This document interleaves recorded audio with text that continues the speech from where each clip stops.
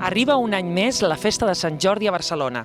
Segur que milers i milers de persones estaran recorrent als principals punts destacats de la ciutat per veure el seu autor preferit signant els seus llibres als seus fans. Recordeu una altra cosa. Com cada any, i és típic, les parelles s'han de regalar o bé una rosa, o bé un llibre.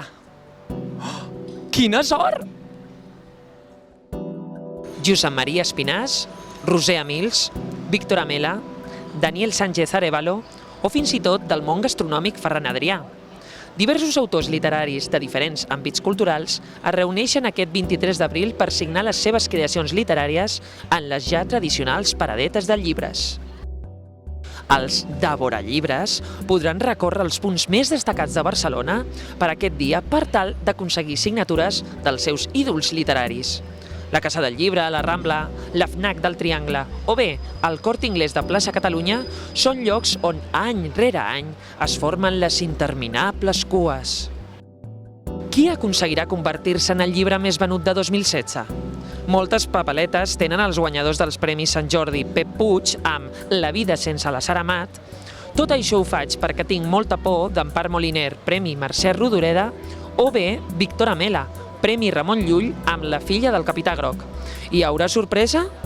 Bé, una cosa està clara, i és que les dades sempre són positives en aquesta diada.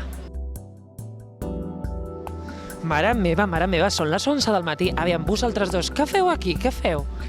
Donar una volta a veure què hi ha pel barri. Ah, val, perquè avui és la dia de Sant Jordi, ho sabeu, no? En plan de... Per què us agrada aquest dia? Home, jo prefereixo aquests dies que no uns altres que celebren altres coses, sinó perquè es celebra la cultura, es celebra la rosa, es celebra el món del llibre, m'entens? Això és aquest és l'esperit que està bé. I escolteu, us heu regalat una rosa i un llibre?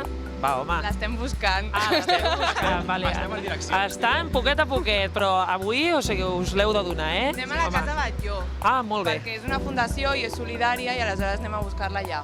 Molt bé, Fem així una bona m'agrada. causa. Així m'agrada que col·laborem i siguem bons amb altres persones. Molt bé, molt bé. Bueno, doncs que tinc un bon dia. Moltes gràcies. Adéu.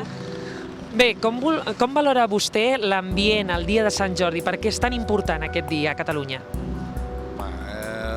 La veritat és que forma part de la nostra identitat, vull dir, sigui perquè ens han ensenyat des de petits, sigui perquè és un costum, és part de la tradició realment.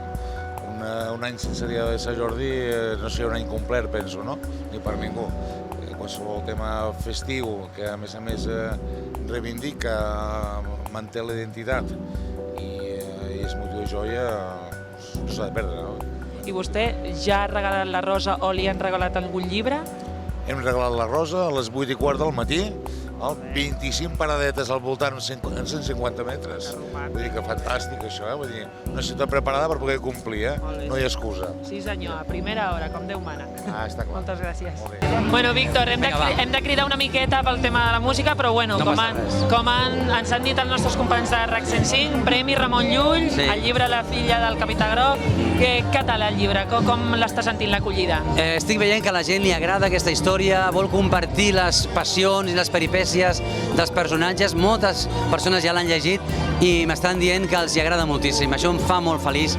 Jo confio que avui vingui moltíssima gent i entre milers de lectors compartim aquesta història romàntica d'aventures i de passions. I com estàs vivint? Es nota aquell ambient en aquest Sant Jordi 2016? Mira, un ambient esplèndid, fa sol, la gent està contenta, la gent vol conèixer els autors, compartir les històries i això és molt bonic. I una última pregunta, ja has donat la rosa com marca de tradició?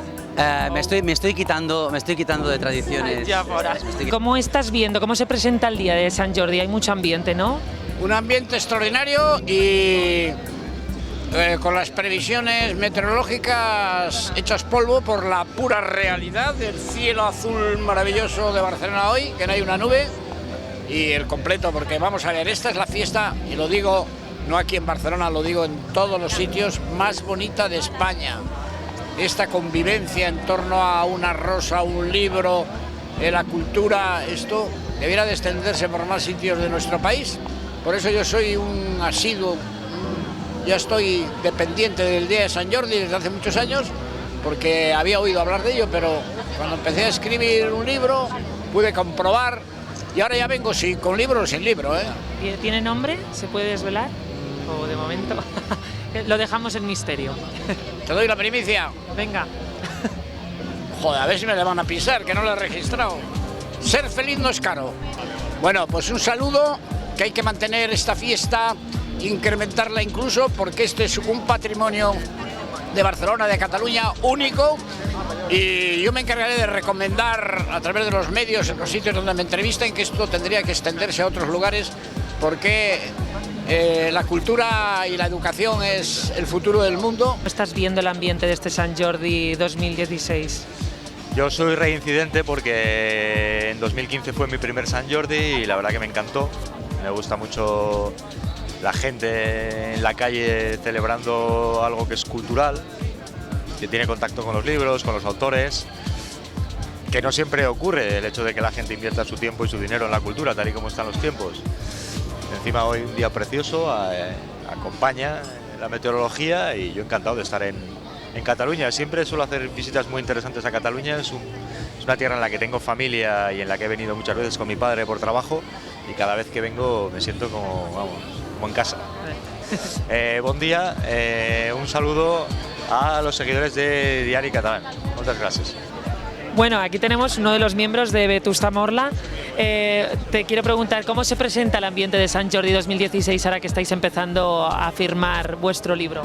Bueno, pues la verdad que está muy agradable, ha salido un buen día y eso que daban lluvia, lo cual va a contribuir a hacer de este día la fiesta que es, ¿no? La fiesta popular y la fiesta de la cultura al mismo tiempo, que es una mezcla de ambos términos que no se suele dar de una forma tan armónica como sucede en Sant Jordi, ¿no? La idea del libro Memoria Instantánea, ¿cómo surgió?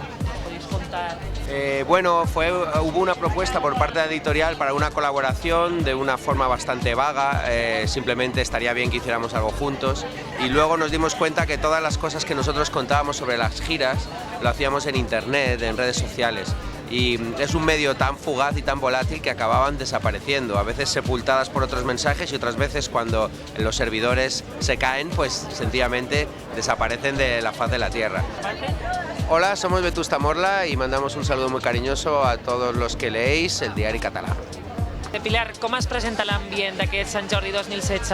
Bueno, jo estic més tranquil·la perquè no tinc novetat i això sempre et dona un punt de relax, no?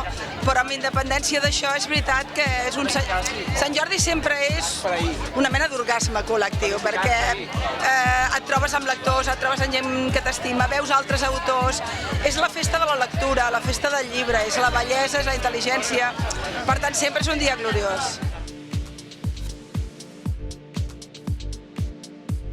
Oh, i tant que van ser positives. Mira, segons el que he trobat, l'any passat, el 2015, ja va haver-hi un increment del 7,8% en vendes de llibres.